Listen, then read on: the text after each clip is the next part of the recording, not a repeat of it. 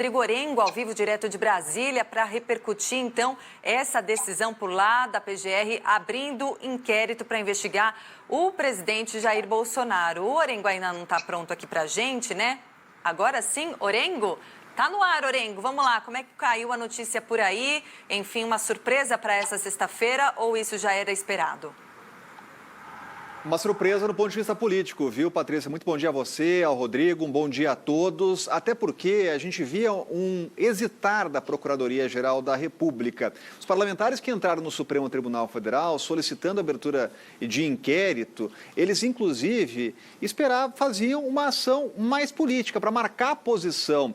E agora isso vira um fato extremamente relevante no cenário político e dá força ainda mais para a Comissão Parlamentar de Inquérito, para avançar com essas investigações. Chama a atenção aqui em Brasília uma demora, inclusive, do presidente Jair Bolsonaro se posicionar sobre uma denúncia feita há uma semana e até hoje o presidente, mesmo já tendo dado declarações sobre a CPI, sobre os denunciantes, mas não explicou exatamente o que aconteceu naquele encontro, quando o deputado Luiz Miranda vai ao presidente com o irmão dele, que é um servidor público, chefe do Departamento de Importação do Ministério da Saúde, e o deputado Luiz Miranda, na comissão, diz que o presidente, em resposta, falou que era um rolo do deputado Ricardo Barros, líder do governo. O deputado já até foi convocado para falar à CPI e explicar isso. O presidente ainda não se manifestou sobre o que teria dito a Luiz Miranda. Já ouvimos algumas versões do governo federal desde essa denúncia, desde surgir essa denúncia. Primeiro,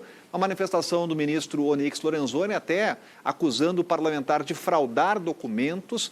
Depois se chegou à conclusão que os documentos realmente existiam, eram as chamados invoices, notas fiscais eletrônicas, que foram corrigidas.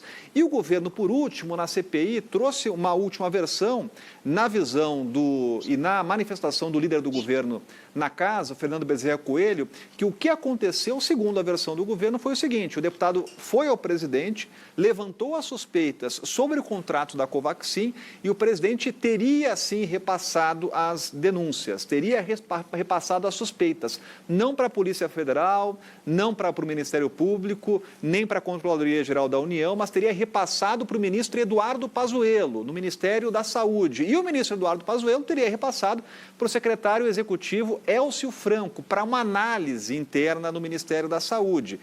Segundo essa versão apresentada pelo líder do governo, a análise foi feita, não encontraram irregularidades e, por isso, o processo prosseguiu.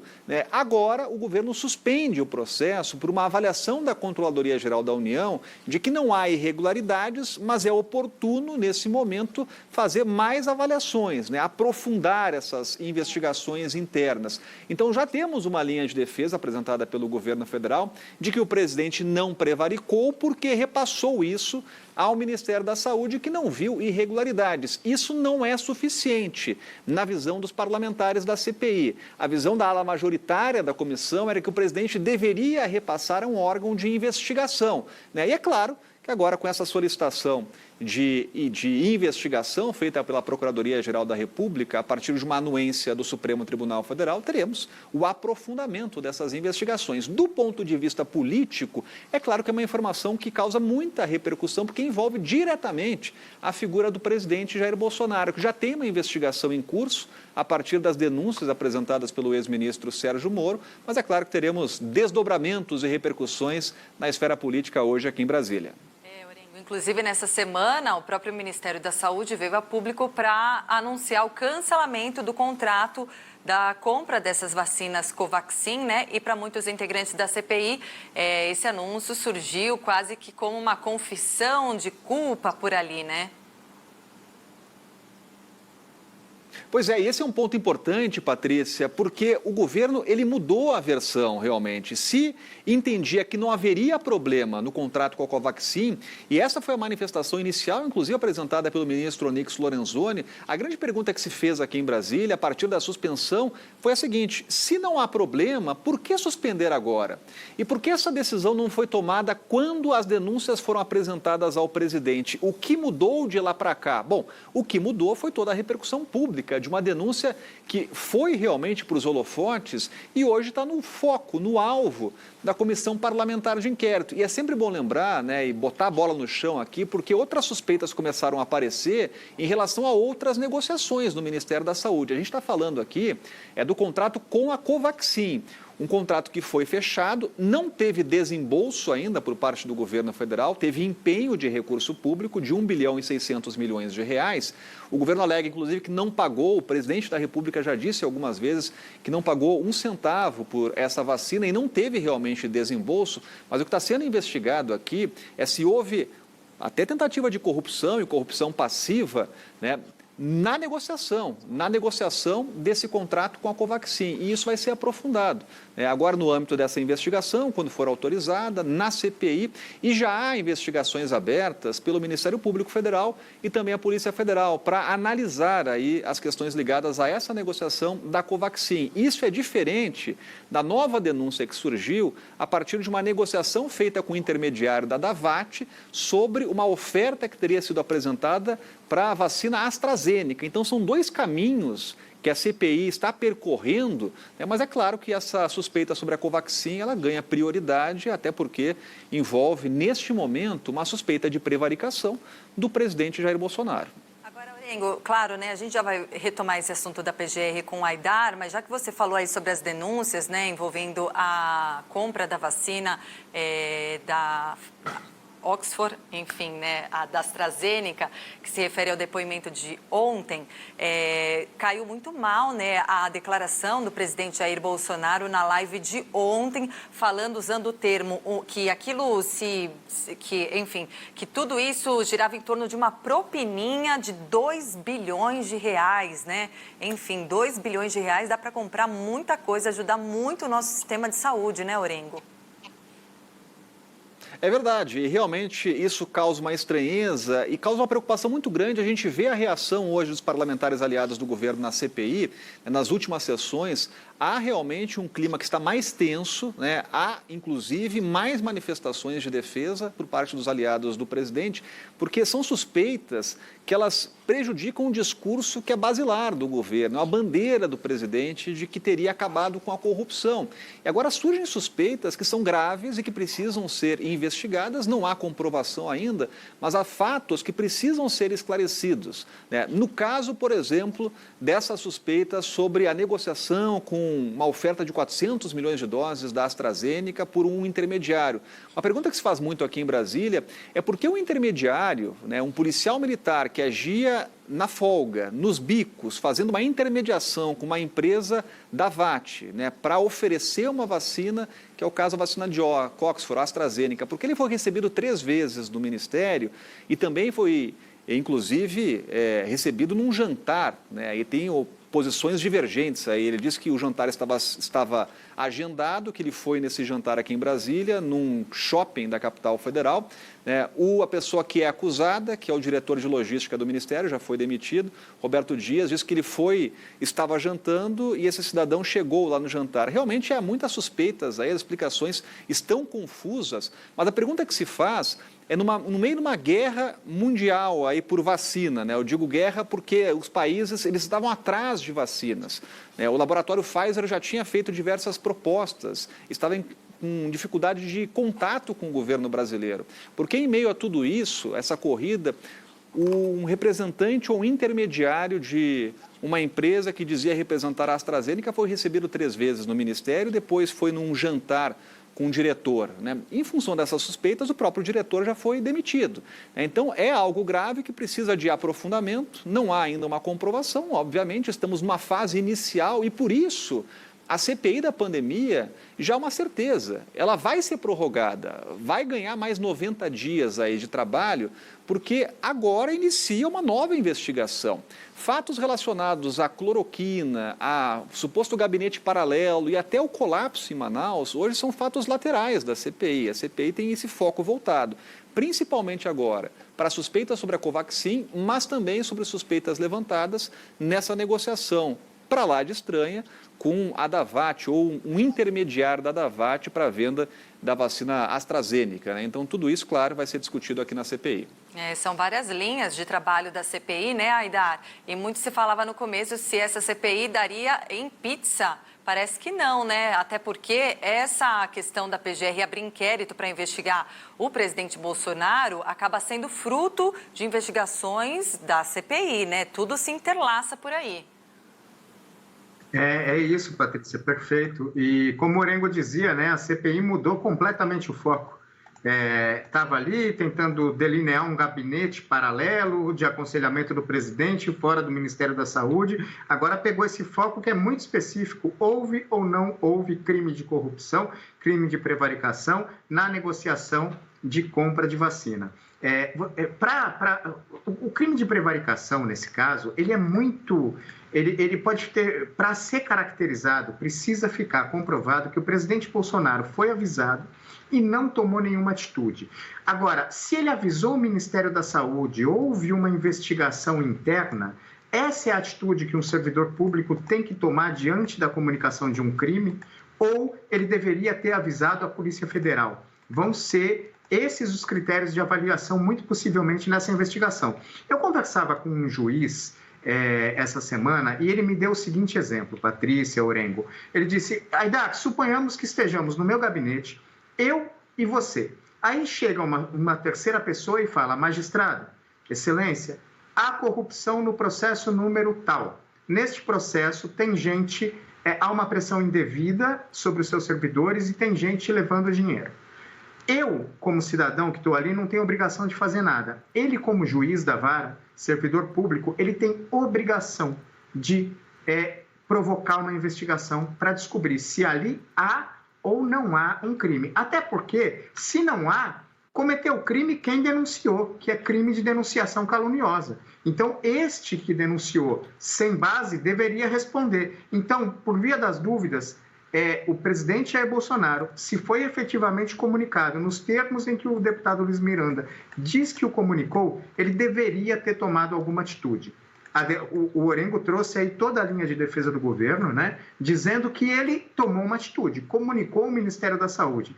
Essa é uma atitude, se ficar comprovado que ele realmente comunicou, essa é a atitude que se esperava, é suficiente, ou isso equivale a não ter feito nenhuma comunicação, a não ter startado um pedido de investigação para saber se havia ou não corrupção na compra da Covaxin. É isso que vai ser discutido, é isso que vai ser apurado a partir de agora com essa ação da Procuradoria-Geral da República.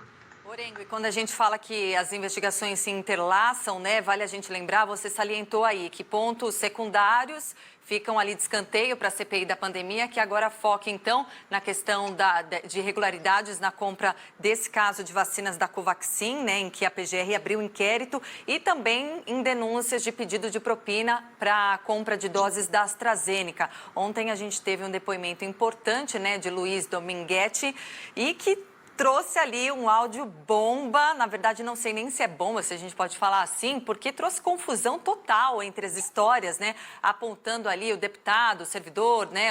Os irmãos Miranda também trazendo para essa história da AstraZeneca. Como é que isso acabou, esse dia de ressaca da CPI da Covid, acaba interligando esses casos, hein, Orengo? Porque para quem nos assiste fica até confusa a história. E é sempre bom a gente explicar, né, porque são assuntos que se entrelaçam. Para lembrar, ontem, Dominguete, ele falava de uma outra denúncia, que era a denúncia justamente de receber lá um pedido de propina, de pagamento de propina, numa negociação, né, ele como intermediário para fornecer a vacina AstraZeneca. E aí, no meio do depoimento, ele coloca na discussão um deputado que tinha feito uma denúncia sobre a Covaxin. E aí os temas, eles se entrelaçam, né? E aí coloca um áudio que seria de uma negociação, né? Ele não soube explicar muito bem, né? Isso causou muita irritação dos parlamentares, porque foi visto pela maioria da CPI como uma tentativa de desqualificar uma testemunha importante, chave, estratégica, numa outra linha de investigação, mas de qualquer forma é algo que precisa ser esclarecido. O deputado veio a público para dizer, inclusive, que não era uma negociação sobre vacina, a questão do áudio, era uma negociação empresarial, ele é empresário, sobre luvas, mas também é algo estranho que precisa ser esclarecido. Agora, esse depoimento, o novo depoimento de Luiz Miranda, ele terá um peso maior. na sessão da semana que vem. Ele voltará à sessão na semana que vem, a CPI, num depoimento que inicialmente ia ser secreto, ele deve ser aberto. O próprio presidente da CPI, Omar Aziz, já colocou isso, até porque veio essa história do áudio, é importante que ele esclareça, mas que ele dê mais detalhes dessa reunião que ele teve com o presidente. Aqui em Brasília, chegou até a circular uma possibilidade de ele ter algum registro dessa reunião. É importante que ele esclareça tudo, coloque tudo, né, para que as pessoas entendam como foi esse encontro que agora está no centro desse pedido de investigação feito pela Procuradoria-Geral da República. O Rodrigo pode até nos explicar os trâmites jurídicos, os próximos caminhos, mas o presidente, ele como tem esse foro todo especial, tem um caminho que é importante que seja seguido, porque o Supremo Tribunal Federal, aceitando e dando início a uma investigação, liberando uma investigação, ao fim desse trabalho, se o Ministério Público entender que há motivos, há realmente suspeitas, evidências mais do que suspeitas para denunciar o presidente, isso teria que passar pelo Congresso Nacional. A grande pergunta hoje aqui em Brasília é se há um clima no Congresso Nacional, mais precisamente na Câmara dos Deputados, para eventualmente aceitar uma denúncia contra o presidente. Hoje esse clima não existe. Não há 342 votos de 513 parlamentares, né, para aceitação de uma denúncia. Mas é um processo que é apenas o início, né, e isso é bom sempre lembrar. Essas denúncias acabaram de surgir, então é importante agora que tenhamos uma investigação, que tenha curso esse processo, não só no âmbito da CPI, mas também com as investigações abertas no Ministério Público Federal e também pela Polícia Federal. E agora esse pedido está sendo feito para investigar o próprio presidente. Vou até jogar a bola para o Rodrigo, que vai nos explicar agora os trâmites jurídicos, porque a gente sabe, né, Rodrigo, que como envolve um presidente, tem todo um protocolo que tem que ser seguido aí daqui para frente. Exato, Orengo. A gente acompanhou na história recente do país algo parecido, né? A gente vai lembrar que o ex-procurador-geral da República, Rodrigo Janot, apresentou denúncias contra o ex-presidente Michel Temer ao Supremo Tribunal Federal 2 vezes. E as 2 denúncias, antes de serem aceitas, porque o trâmite é o seguinte: a investigação pode ser feita, né? Se o presidente vai ser ouvido por escrito, presencialmente, é uma discussão que até essa discussão ainda pende de uma decisão mais clara no Supremo Tribunal Federal. Mas o fato é, haverá investigação. Se a Procuradoria-Geral da República entender que houve crime de prevaricação por parte do presidente da República, ela apresenta a denúncia ao Supremo Tribunal Federal. E o que faz o Supremo Tribunal Federal? Ele manda isso para a Câmara dos Deputados. E a Câmara dos Deputados tem que decidir se autoriza ou não autoriza o Supremo a analisar essa denúncia. Então, sem o aval da Câmara, como o Orengo disse, 342 votos, 2/3 dos deputados, não há possibilidade de se processar o presidente da República. A gente lembra que isso foi submetido por 2 vezes. Se eu falar bobagem, você me corrija, Orengo, mas a Câmara dos Deputados rejeitou, não autorizou o Supremo a dar seguimento à denúncia contra o ex-presidente Michel Temer. Acabou o mandato do ex-presidente, a ação foi para a primeira instância e seguiu o curso. Aí segue a ação, não depende mais da Câmara.